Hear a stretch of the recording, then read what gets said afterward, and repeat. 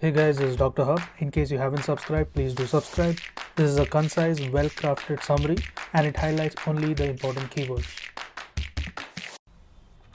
Vascular malformation and also the AV malformation. So first is we look at the vascular malformation.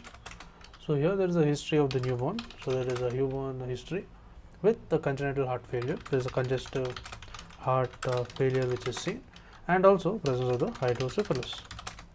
Next is there is a embryonic precursor of the prosencephalic vein. So there is an embryonic precursor of the prosencephalic vein. Then comes the enhancing dilated vessel. There is a enhancing dilated vessel, and this is present below the CC, that is a corpus callosum. Now let's move on to the AV malformation. So AV malformation, there is a presence of the bag of worm appearance.